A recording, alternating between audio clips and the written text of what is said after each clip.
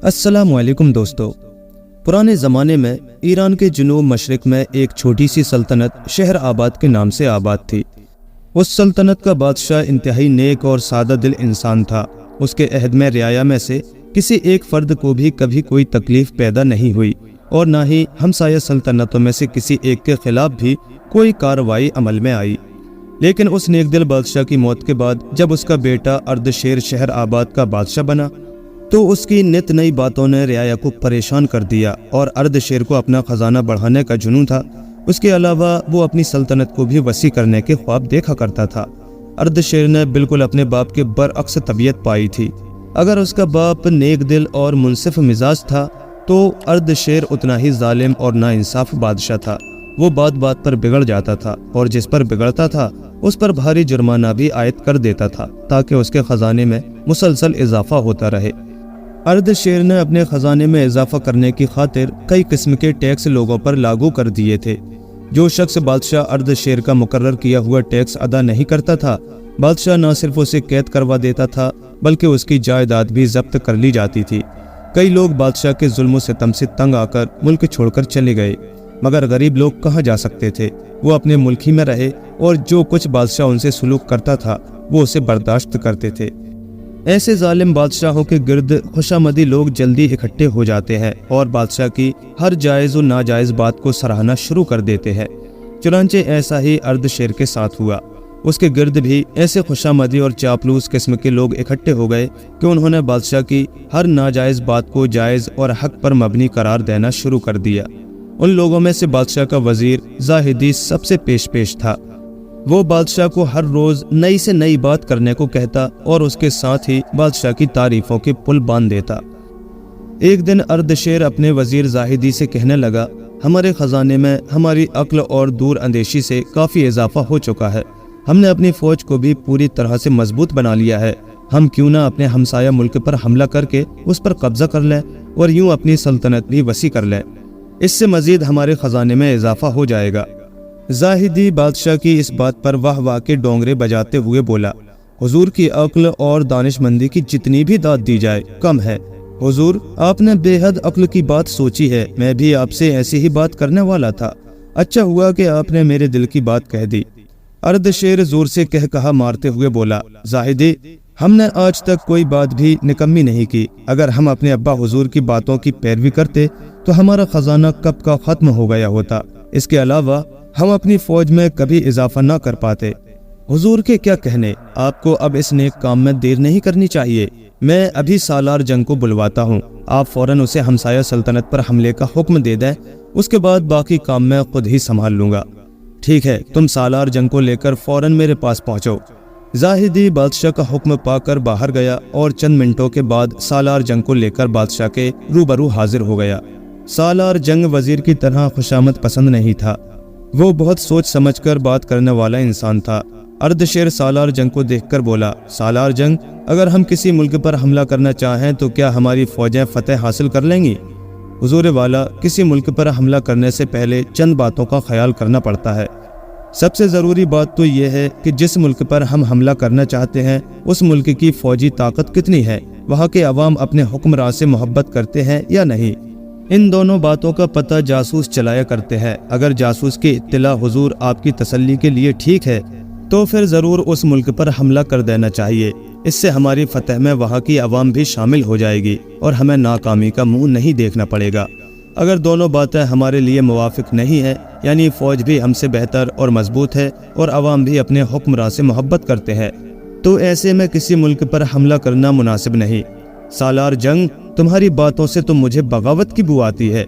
अर्दशेर ने तीखी नज़रों से घूरते हुए कहा। इस पर सालार जंग ने अदब से जवाब दिया, हुजूर, दानाओं का कौल है कि जंग और मोहब्बत में सोच समझकर आगे बढ़ना चाहिए। मैंने आपसे जो बात की है इसमें कोई बनावट नहीं और ना ही इसमें बगावत का अंसर शामिल है। ज़ाहिदी बोला, हुजूर वाला, आप सालार जंग से सिर्फ इतना पूछें कि आया उसकी फ़ौज किसी मुल्क पर हमला कर सकती है या नहीं। बाकी अपनी फतेह की बात तो ये सिपाहियों की बहादुरी और दिलेरी पर होती है। अवाम अगर बादशाह के चाहने वाले भी हों तो उससे कोई फ़र्क नहीं पड़ता। इसके अलावा जंग के मैदान में बहादुरी और बुज़दिली से ही फतेह या शिकस्त का फैसला हो जाता है। اس پر اردشیر سالار جنگ سے مخاطب ہوتے ہوئے بولا، وزیر زاہدی کی باتوں کا تمہارے پاس کیا جواب ہے؟ حضور، میں آپ کے ابا حضور کے وقت سے سالار جنگ چلا آ رہا ہوں، میں نے ان کے دور میں بھی کوئی غلط بات نہیں کی تھی اور نہ میں آپ کے دور میں کوئی غلط بات کرنا چاہتا ہوں۔ وزیر صاحب کا یہ کہنا درست ہے کہ میدان جنگ میں سپاہیوں کی بہادری یا بزدلی سے فتح یا شکست کا فیصلہ ہوتا ہے، مگر اس کے ساتھ ساتھ ان باتوں کا بے حد دخل ہوتا ہے جو میں آپ سے پہلے کہہ چکا کہ اپنے جاسوسوں کے ذریعے وہاں کی فوجی اور اقتصادی طاقت کا پتہ چلا لیں، پھر آپ اس ملک پر حملہ کرنے کے بارے میں سوچیں۔ بادشاہ سالار جنگ کے جواب میں کچھ کہنا چاہتا تھا کہ وزیر زاہدی اپنی جگہ سے اٹھتے ہوئے بولا، حضور، یہ کوئی بات نہیں، محض فوجوں کی بہادری سے ہی ملک فتح ہوتے ہیں، جاسوسوں کی کاروائیوں سے نہیں۔ تم ٹھیک کہتے ہو، ہمیں ایسے بزدل اور جاہل سالار کی کوئی ضرورت نہیں۔ زاہدی، آج سے ہم تمہیں سالار جنگ بھی مقرر کرتے ہیں اور اس سالار کی گرفتاری اور قید کیے جانے کا حکم دیتے ہیں۔ چنانچہ بادشاہ کے اس حکم پر سالار جنگ کو گرفتار کر کے قید خانے میں ڈال دیا گیا اور وزیر کو اس کا عہدہ دے کر ہمسایہ ملک پر فوراً حملہ کرنے کو کہا گیا۔ وزیر نے بادشاہ کی شے پر اپنے ہمسایہ ملک کی سلطنت پر پرزور حملہ کر دیا۔ اتفاق سے اس ملک کا بادشاہ عیاش اور بزدل تھا۔ کہتے ہیں جیسا راجہ ویسی پرجا۔ بادشاہ کی عیاشی اور بزدلی کا اثر پوری رعایا اور فوج پر بھی پڑا تھا۔ اس ملک کے لوگ بھی دن رات عیش و عشرت میں پڑے تھے اور فوج بھی لوگوں کے ساتھ مل کر عیاشی میں مصروف رہتی تھی۔ جب زاہدی نے اپنی فوج سمیت اس ملک پر حملہ کرتے ہوئے فوج کو اندرون ملک داخل کر دیا تو لوگوں میں بھگدڑ مچ گئی۔ فوج بھی شکست کھا کر میدان جنگ سے فرار ہو گئی۔ زاہدی فاتح کی حیثیت سے شاہی محل میں داخل ہوا۔ بادشاہ اور اس کے حواریوں کو گرفتار کر کے فوراً قتل کروا دیا گیا تاکہ ان کے وجود سے کوئی نیا فتنہ نہ کھڑا ہو جائے۔ بادشاہ اردشیر کو فتح کا پیغام بھیجا گیا تو وہ پورے جاہ و جلال کے ساتھ اس ملک میں داخل ہوا۔ شاہی محل میں پہنچ کر سب سے پہلے وہاں کے خزانے پر ہاتھ صاف کیا۔ اس کے بعد پورے ملک میں اعلان کروا دیا گیا کہ آج سے یہ ملک شہر آباد کا ایک حصہ کہلائے گا، اس کی الگ کوئی حیثیت نہ ہوگی۔ یہاں کے لوگ بھی اسی طرح بادشاہ کو ٹیکس ادا کریں گے جیسے کہ شہر آباد کے لوگ ٹیکس ادا کرتے ہیں۔ بادشاہ کے اس اعلان سے لوگوں میں مایوسی اور بد دلی پھیل گئی، لیکن بادشاہ اور وزیر اس فتح پر بے حد خوش تھے اور ساتھ ساتھ اپنے سالار جنگ کو برا بھلا بھی کہتے تھے۔ جب سالار جنگ کو قید خانے میں اس فتح کا پتہ چلا تو وہ اپنے جی میں کہنے لگا، بادشاہ نے دوسروں کے حقوق پر قبضہ کر کے اچھا نہیں کیا۔ ہر ملک کو آزادی سے رہنے اور جینے کا پورا حق ہے، اس لیے بادشاہ نے ایسا کر کے اچھا نہیں کیا۔ اردشیر کا نیک دل باپ کسی ملک پر حملہ کرنے کو اچھا نہیں سمجھتا تھا۔ اردشیر ایک نیا ملک فتح کرنے پر اپنے آپ میں پھولا نہ سماتا تھا۔ اب اس نے پہلے سے بھی زیادہ لوگوں پر ظلم ڈھانے شروع کر دیے تھے۔ زاہدی بھی اس کی ہاں میں ہاں ملاتے ہوئے وہی کچھ کرتا رہتا تھا جو بادشاہ چاہتا تھا۔ ایک دن بادشاہ اپنے محل میں بیٹھا اپنے خزانے کے بارے میں سوچ رہا تھا کہ ایک اہلکار نے حاضر ہو کر اس کی خدمت میں ایک خط پیش کیا اور بولا، حضور، جو شخص یہ خط لایا ہے وہ باہر کھڑا ہے اور جواب کا منتظر ہے۔ بادشاہ نے خط ہاتھ میں لیتے ہوئے پوچھا، یہ خط کس کا ہے؟ حضور، یہ خط ہمارے مغرب میں بسنے والے ملک توران کے بادشاہ کی جانب سے آیا ہے۔ اس پر اردشیر نے خط کھولا اور اسے پڑھنا شروع کر دیا۔ جو وہ خط پڑھتا جاتا تھا اس کے چہرے کا رنگ بدلتا جاتا تھا۔ جب وہ پورا خط پڑھ چکا تو اس نے اہلکار کو حکم دیا کہ وہ فوراً جا کر وزیر زاہدی کو پیش ہونے کے لیے کہے۔ اس پر اہلکار گیا اور چند منٹوں کے بعد وزیر زاہدی کو لے آیا۔ وزیر زاہدی جو ہی اردشیر کے سامنے کھڑا ہوا اس نے وہ خط اسے دیتے ہوئے کہا، لو پڑھو، تمہاری حماقت سے مفتوحہ علاقے کا شہزادہ توران پہنچ گیا اور وہاں کے بادشاہ نے ہمیں لکھا ہے کہ ہم اس کا ملک اسے واپس لوٹا دیں۔ حضور والا، یہ غلط ہے۔ میں نے خود اپنے سامنے بادشاہ اور اس کے لواحقین کو گرفتار کروانے کے بعد قتل کروایا تھا، یہ شہزادہ کیسے فرار ہو گیا؟ اردشیر بولا، ہمیں کسی شہزادے کی کوئی پرواہ نہیں، ہم نے جو کرنا تھا وہ کر لیا، اب تم یہ بتاؤ کہ ہم اس بادشاہ کو جواب کیا دیں؟ اس پر زاہدی چند لمحوں تک خاموش رہا، پھر سوچ کر بولا، حضور، جواب دینے کی کوئی ضرورت نہیں، ہمیں چاہیے کہ ہم توران پر حملہ کر دیں اور اسے بھی فتح کر کے اپنی سلطنت میں شامل کر لیں۔ توران کی سلطنت زیادہ مضبوط نہیں ہے۔ ٹھیک ہے، ہم تمہاری اس بات سے خوش ہوئے، تم سپاہیوں کو اکٹھا کرو اور توران پر حملہ کر دو۔ اس پر وزیر زاہدی نے بادشاہ کو سلام کیا اور محل سے باہر چلا آیا۔ اس کے بعد اردشیر نے قاصد کو اپنے سامنے بلوا کر کہا کہ وہ 2-3 روز تک بادشاہ کے خط کا جواب ارسال کر دیں گے، اس لیے وہ جائے۔ قاصد یہ جواب پا کر شہر آباد سے اپنے ملک توران روانہ ہو گیا۔ جب قاصد نے جا کر اپنے بادشاہ کو ساری بات سنائی تو وہ سمجھ گیا کہ اردشیر کی نیت صاف نہیں، وہ توران پر حملہ ضرور کرے گا۔ چونکہ توران کا بادشاہ انتہائی عقل مند اور دور اندیش تھا، اس لیے اسے ساری باتیں سمجھنے میں دیر نہ لگی۔ اس نے فوراً اپنے وزیر کو بلوایا اور جب وہ آ گیا تو اس سے بولا، اردشیر ایک عیاش بادشاہ کا ملک فتح کرنے کے بعد مغرور ہو گیا تھا، اب وہ ہمارا ملک فتح کرنے کے بارے میں سوچ رہا ہے۔ اپنی فوج کو تیار رکھو اور جب اردشیر کی فوج حملہ ور ہو تو اسے ایسا سبق سکھاؤ کہ وہ دوبارہ حملے کی جرات نہ کر سکے۔ اس کے علاوہ وہ جو ملک اس نے فتح کیا ہے اس سے وہ چھین لو، ہم خود وہ ملک شہزادے کو لوٹائیں گے۔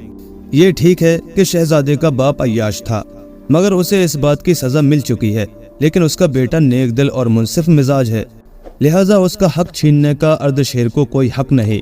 وزیر جواب میں بولا، حضور آپ نے درست فرمایا ہے، اردشیر جو کچھ کر رہا ہے حرص کی بنا پر کر رہا ہے اور خدا کو حریص آدمی پسند نہیں۔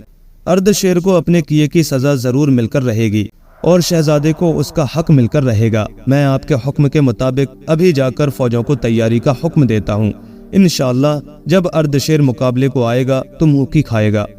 وزیر کے جواب پر بادشاہ توران مطمئن ہو کر بولا، شاباش، مجھے تم سے ایسی ہی توقع تھی۔ ظالم کو اس کے ظلم کی سزا ضرور ملنی چاہیے، بلا وجہ کسی پر جنگ ٹھونس کر اسے تباہ کرنا دانش مندوں کا کام نہیں ہوتا۔ اس کے بعد وزیر نے جھک کر سلام کیا اور فوجوں کو تیار رہنے کا حکم دینے کی خاطر محل سے باہر نکل گیا۔ دوسرے دن جب اردشیر کی فوج توران کی سرحدوں کے نزدیک پہنچی تو اس نے توران کی فوجوں کو مقابلے کے لیے تیار پایا۔ بادشاہ اردشیر اور وزیر زاہدی بڑے حیران ہوئے، وہ سمجھ گئے کہ ضرور کسی نے مخبری کی ہے، ورنہ توران کی فوج اتنی جلدی تیار ہو کر مقابلے پر نہیں آ سکتی تھی۔ بہرحال اردشیر کی پہل سے جنگ کا آغاز ہوا اور شام سے پہلے ہی تورانی فوجوں نے اردشیر کی فوج کو ایسی عبرتناک شکست دی کہ اسے اپنے ملک کی سرحدوں کے پیچھے جا کر رکنا پڑا، مگر وزیر کے حکم سے توران کے فوجی پیچھے نہ ہٹے اور اردشیر اور وزیر زاہدی اس جنگ میں مارے گئے۔ اس کے بعد بادشاہ توران نے شہزادے کو اس کا ملک واپس کیا اور شہر آباد کے تخت پر سپہ سالار جنگ کو بٹھا دیا گیا، کیونکہ بادشاہ توران اسے خوب اچھی طرح سے جانتا تھا۔ سالار جنگ نے تخت پر بیٹھنے کے بعد اپنے درباریوں سے کہا، یاد رکھو قہر سے محفوظ نہیں رہ سکتا، ایک دن ایسا بھی آتا ہے کہ اس کے اپنے سارے حقوق تباہ ہو کر رہ جاتے ہیں، جیسا کہ اردشیر کے ساتھ ہوا۔ اس کے بعد سالار نے ملک میں تمام ٹیکس ہٹا دیے، عوام کی خوشحالی کے لیے خزانے کا منہ کھول دیا اور جی بھر کر غریبوں، بیواؤں اور یتیموں کو دیا۔ اس کے بعد شہر آباد کے تخت پر کبھی بھی تباہی نہ آئی۔